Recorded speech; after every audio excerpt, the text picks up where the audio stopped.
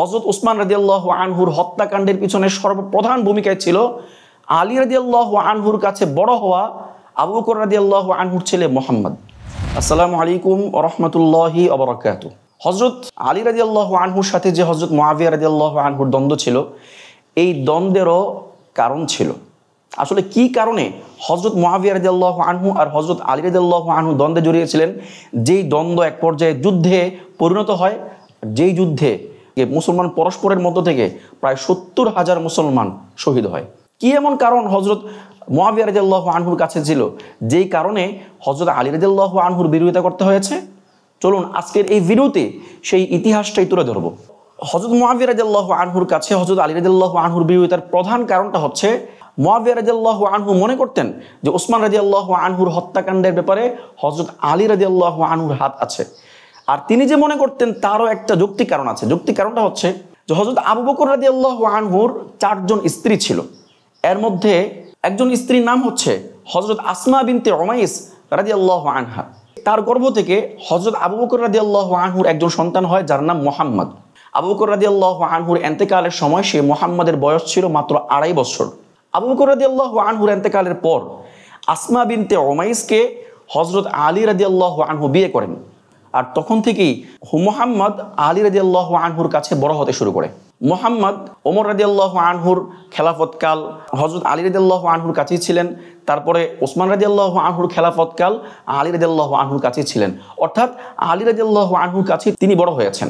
তো এখন কথা হচ্ছে, ওসমান রাদিয়াল্লাহু আনহুর যে হত্যাকাণ্ড, সেই হত্যাকাণ্ডের পিছনে কার হাত ছিল?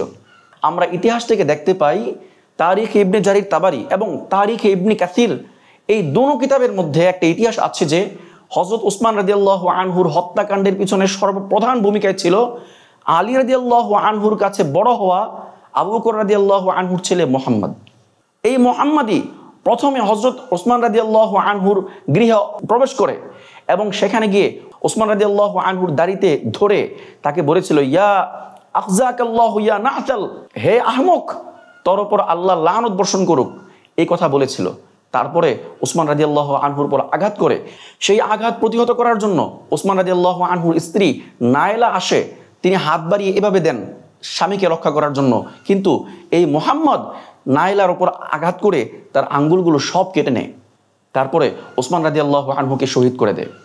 এখন আপনাদের কাছে একটা প্রশ্ন, আপনারাই বুঝেন, আলী রাদিয়াল্লাহু আনহুর কাছে বড় হওয়া একজন ছেলে মুহাম্মদ, সে জানতো, ভাবতো যে, এবং সে দাবি করত যে আলী সবচেয়ে বেশি ওসমানের চেয়ে বেশি হকদার খেলাফতের। তো এই মুহাম্মদই ওসমান রাদিয়াল্লাহু আনহুকে হত্যা করেছে। এটাকে কেন্দ্র করে হযরত মুআবিয়া রাদিয়াল্লাহু আনহু বলতেন যে আলীর গড়ে বড় হওয়া মুহাম্মদ যেহেতু ওসমানকে হত্যা করেছে, তার মানে ওসমান হত্যার পিছনে আলীরও ইন্ধন আছে, আলীরও হাত আছে। এটা স্বাভাবিক বিষয়। যদি কোনো একজন এলাকায় 2 জন নেতা থাকে, একজন নেতা হয়েছে, আরেকজন নেতা হওয়ার যোগ্য, যে নেতা হওয়ার যোগ্য তার ঘরের একজন লোক ওই নেতাকে হত্যা করেছে, তাহলে সবাই ধরে নিবে যে এই নেতাই তাকে হত্যা করানোর জন্য ইন্ধন দিয়েছে। ঠিক তেমনি ভাবে হযরত মুআবিয়া রাদিয়াল্লাহু আনহু আলী রাদিয়াল্লাহু আনহুর দিকে অভিযোগের তীর নিক্ষেপ করেছিলেন এজন্য যে মুহাম্মদ হযরত উসমান রাদিয়াল্লাহু আনহুকে হত্যা করেছে, আর যে আলী রাদিয়াল্লাহু আনহুর কাছে বড় হয়েছে। হযরত আলী রাদিয়াল্লাহু আনহু যখন খেলাফত লাভ করেন, তখন আলী রাদিয়াল্লাহু আনহুর কাছে হযরত মুআবিয়া রাদিয়াল্লাহু আনহু একটি দাবি করেছিলেন যে অবশ্যই আপনার খেলাফত পাওয়ার সাথে সাথে ওসমান হত্যার বিচার করতে হবে। আলী রাদিয়াল্লাহু আনহু বলেছিলেন যে না, ওসমানকে তো আর একক কোনো ব্যক্তি হত্যা করে নাই যে আমি সহজেই তাকে গ্রেপ্তার করে শাস্তি দিতে পারবো। ওসমানকে হত্যা করেছে অনেক জনগোষ্ঠী মিলে, সুতরাং এদেরকে বের করে আনা খুব কঠিন। কিন্তু মুআবিয়া রাদিয়াল্লাহু আনহু বলেছিলেন না, অবশ্যই আপনার খেলাফত লাভের পর ওসমান হত্যার বিচার করতে হবে। মুআবিয়া রাদিয়াল্লাহু আনহুর পক্ষে হযরত আয়েশা রাদিয়াল্লাহু আনহা ছিলেন। অনেকে ভাবতে পারেন যে মুআবিয়া রাদিয়াল্লাহু আনহুর পক্ষে কেউ ছিল না, না, মুআবিয়া রাদিয়াল্লাহু আনহুর পক্ষে হযরত আয়েশা রাদিয়াল্লাহু আনহা ছিলেন, হযরত আমর বিন আস রাদিয়াল্লাহু আনহু ছিলেন, হযরত জুবাইর ইবনে আওয়াম রাদিয়াল্লাহু আনহু ছিলেন, হযরত তালহা বিন উবাইদুল্লাহ, যিনি উহুদ যুদ্ধে আল্লাহর নবীকে বাঁচানোর জন্য 72টা তীর গ্রহণ করেছিলেন, ওই সাহাবী পর্যন্ত মুআবিয়া রাদিয়াল্লাহু আনহুর পক্ষে ছিলেন, অর্থাৎ ওসমান হত্যার বিচার চেয়েছিলেন। এমনকি ওসমান হত্যার বিচার চাইতে গিয়ে আয়েশা রাদিয়াল্লাহু আনহার একটি দল আর আলী রাদিয়াল্লাহু আনহুর দলের মাঝে ভুল বুঝাবুঝির কারণে একটা যুদ্ধ হয়, যে যুদ্ধটাকে উষ্টির যুদ্ধ বলা হয়। আর ওই যুদ্ধে দুইজন বড় জলিল কদর সাহাবী হযরত জুবাইর ইবনুল আওয়াম এবং হযরত তালহা রাদিয়াল্লাহু আনহু শহীদ হন। দেখেন, এই বিষয়টাকে কেন্দ্র করে মুআবিয়া রাদিয়াল্লাহু আনহু আলী রাদিয়াল্লাহু আনহুর বিরোধিতা করেছিলেন, এমনকি সেই বিরোধিতা যুদ্ধ পর্যন্ত গড়িয়েছিল। মুআবিয়া রাদিয়াল্লাহু আনহু দাবি করতেন যে আলী রাদিয়াল্লাহু আনহু ছত্র ছায়াই মূলত ওসমানকে হত্যা করা হয়েছে, আর এখনো পর্যন্ত এই বিদ্রোহীরা আর হত্যাকারীরা আলীর অধীনেই আছে, এটা ভাবতেন। আর এর ভাবার পিছনে একটা যৌক্তিক কারণ ছিল। কারণটা হচ্ছে হযরত আলী রাদিয়াল্লাহু আনহু মুহাম্মদকে, যে ওসমান রাদিয়াল্লাহু আনহুর হত্যাকারী, তাকে তো কোনো বিচার করেনি, বরং এক পর্যায়ে গিয়ে মিশরের আমির বানিয়ে দিয়েছিলেন। কিন্তু মিশরের আমির হওয়ার পর হযরত মুআবিয়া রাদিয়াল্লাহু আনহু আমর ইবনে আস, যিনি জলিল কদর সাহাবী, আমর ইবনে আস রাদিয়াল্লাহু আনহুকে মুহাম্মদকে হত্যা করার জন্য একটা বিরাট বাহিনী পাঠালো। আর ওই বাহিনী মুহাম্মদের বাহিনীর মাঝে আর আমর ইবনে আস রাদিয়াল্লাহু আনহুর বাহিনীর মাঝে একটা যুদ্ধ হয়, আর ওই যুদ্ধে মুহাম্মদ নিহত হয়। এখন প্রশ্ন হলো, আমর ইবনে আস রাদিয়াল্লাহু আনহু একজন নিরপেক্ষ ব্যক্তি, তিনি অনেক জলিল কদর একজন সাহাবী, প্রবীণ সাহাবী। যদি মুআবিয়া রাদিয়াল্লাহু আনহুর সেই নির্দেশনাটা অযৌক্তিক হতো, তাহলে আমর ইবনে আস রাদিয়াল্লাহু আনহু কখনোই তার সেই নির্দেশনা পালন করতেন না, বরং তার নির্দেশনা বিরোধিতা করতেন।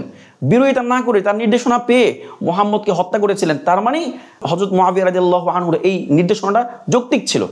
এখন আমরা আলোচনার সারসংক্ষেপ এটাই যে হযরত মুআবিয়া রাদিয়াল্লাহু আনহুর, যে তিনি আলী রাদিয়াল্লাহু আনহুর বিরোধিতা করেছিলেন, তারও যৌক্তিক কারণ ছিল। আর আলী রাদিয়াল্লাহু আনহু অবশ্যই আহাদ ছিলেন, বেশি সত্যের উপর ছিলেন। কারণ আলী রাদিয়াল্লাহু আনহু বলেছেন যে ওসমানকে যারা হত্যা করেছে সেটা একক কোনো ব্যক্তি না, বরং বিরাট একটা জনগোষ্ঠী মিলে হত্যা করেছে। এদের সবাইকে একত্রে এনে কিসাস নেওয়াটা কঠিন ব্যাপার। তো আমি প্রথমে, হযরত আলী রাদিয়াল্লাহু আনহু বলছেন যে আমি প্রথমে আমার খেলাফতটাকে পাকাপোক্ত করব, তারপরে তাদেরকে শাস্তি দেব। কিন্তু মুআবিয়া রাদিয়াল্লাহু আনহু এতটুকু দেরি করাটা মানতে পারেননি। এজন্যই এই উভয়ের মধ্যে এত বড় একটা মর্মান্তিক যুদ্ধ হয়ে গিয়েছে, যে যুদ্ধের মধ্যে প্রায় 70,000 মুসলমান শহীদ হয়ে গিয়েছিলেন, যেই 70,000 মুসলমান দিয়ে গোটা বিশ্ব শাসন করা সম্ভব ছিল। যাই হোক, ওসমান রাদিয়াল্লাহু আনহুর হত্যাকাণ্ডটাই ছিল মূলত হযরত মুআবিয়া রাদিয়াল্লাহু আনহুর জন্য আলী রাদিয়াল্লাহু আনহুর বিরোধিতার মেইন কারণ। ভিডিও শেষ করার পূর্বে আরেকটা কথা বলে নেই যে আমরা কখনোই হযরত আলী রাদিয়াল্লাহু আনহুর বিরোধী না এবং ইয়াজিদের পক্ষপাতী কোনো লোক না। আমরা অবশ্যই বিশ্বাস করি আলী রাদিয়াল্লাহু আনহু এক্ষেত্রে অবশ্যই হকের উপর ছিলেন, হযরত মুআবিয়া রাদিয়াল্লাহু আনহু হকের উপর ছিলেন। তবে এই দুইজনের মধ্যে কম্পেয়ার করলে আমরা আলী রাদিয়াল্লাহু আনহুকে বেশি হকের উপর দেখতে পাই। কিন্তু ইয়াজিদকে কেন্দ্র করে, ইয়াজিদ যদি হোসাইনের হত্যাকারী হয়েও থাকে, ইয়াজিদকে কেন্দ্র করে মুআবিয়া রাদিয়াল্লাহু আনহু, যিনি একজন সাহাবী, তাকে দোষারোপ করা, তাকে গালিগালাজ করা, এমনকি মুনাফিক পর্যন্ত বলা কোনোভাবেই মুসলমানদের জন্য উচিত না। এজন্য আমাদেরকে মুআবিয়া রাদিয়াল্লাহু আনহু সম্পর্কে সঠিক জ্ঞান অর্জন করতে হবে।